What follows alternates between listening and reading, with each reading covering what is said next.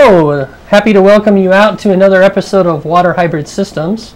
Today we're going to be talking about a few of the items that we covered last time, just a recap, and we'll be getting into some of the interesting information that we would like to pass on about how to install these systems in your cars and the types of installation procedures that you need to follow, as well as different things you might be looking for as you decide you're going to put these kind of systems in your cars. One of the things that we talked about last time is the emergent need that people are seeing for some kind of relief from the impending price gouging that we seem to be getting from the gas producing companies. Technology that I found out about and we've been working on developing for people to use here in the Hawaiian Islands, specifically here on the island of Oahu and in the Honolulu area. And we've been installing our system in many of the cars in this area, and we're having good results with a lot of them as well. And today we decided we would come in and we're going to talk a little bit about how the system works briefly, and some of the components that are in the system, and also some of the expectations that people can get. Now, I would like to take a look real quick. This is our standard size unit, and basically it holds about 18 ounces of water.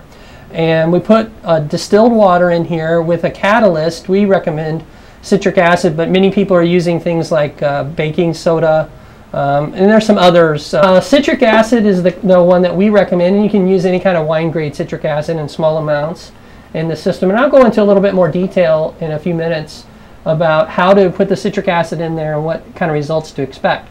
But after we put that in the canister, we'll put this electrode, this metal electrode here, which is charged, will go inside the canister, and this is installed, and we'll talk about the install procedure in greater detail in a few minutes. It's installed in your car, and we send through this electrical wire a charge into the canister, and that charge causes the water molecule to split into its component parts, hydrogen and oxygen.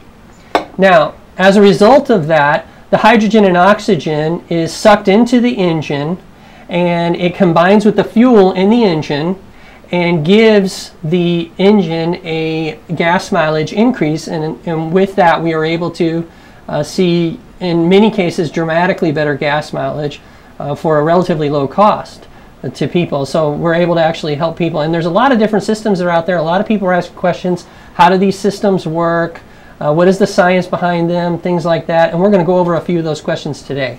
And fellas, feel free to chime in about anything that we're talking about that you think you can contribute. Just one quick question. You said this held 18 ounces. How about these two? Yeah, this one holds 27 ounces. This one holds 40 ounces. The primary difference between the three units is not just the size, but with that added surface area and volume, they're able to produce more of the hydroxy gas. And as we talk about that today, we'll be discussing the hydroxy gas. And hydroxy gas is basically when the hydrogen molecule, or the hydrogen atom and the oxygen atom, become stabilized and ionized. They form into a gas state in which they will stay in that state until they enter into the combustion chamber. And we'll talk about that in a minute as we look at the chart in just a couple of minutes. Oh, go ahead. Could you spend a couple of moments and describe the unit, what it's made of, what are the components on the cab, what they're used for, what they get attached to, and so on and so forth, please? Absolutely, I'm happy to do that. On our system, and there's a variety of systems out there that you can look at, but on our system specifically, we have this electrical line that brings in the current that goes through the rod in the center, and then the outside surface of the canister and the inside surface are stainless steel. It's basically a stainless steel container, and that acts as the ground in the system. And I'll talk a little bit more about that when we go up to the chart in a minute. And then on top of it, we have this little thing we call a bubbler, and this right here is where we attach the vacuum to the system. Now, as you're taking a look at this, you're going to see on the top of the unit there's a green light a little green diode. And when this is installed in anyone's car, your car, when the system is turned on, this green light will come on. And then this, out of this port right here, I don't know if they can get a close-up of that, but out of this port right here, we will attach it to the vacuum system in your car, and the hydroxy gas will be drawn into the chamber of your car. This port right here is an auxiliary port, and it just has a cap on it. We take that cap off, and we are able to put a secondary reservoir tank so that the tank can keep this thing full. You don't have to fill it up quite so often. And it allows you to run many more miles without having to refill the canister. Now, as a result of that, I'm betting one of the questions that you're going to ask me is, how often do you have to refill the canister? That would be a nice question. And that's going to depend on the size of the unit that's in your car. The 40 ounce needs to be refilled many fewer times versus the other sizes canisters. And also the size and volume of the engine. So for example, this canister is going to be very effective in a 4-cylinder or even a 6-cylinder engine. This canister right here is going to be good in some of the more performance 6-cylinders and regular 8-cylinder cars, even like your trucks, 8-cylinder trucks. And this one would be more appropriate for more industrial type purposes.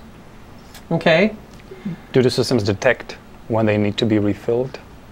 That's the great thing about it. I brought along today to talk about, we have this, just this little unit that we put into the interior of your car on the dash.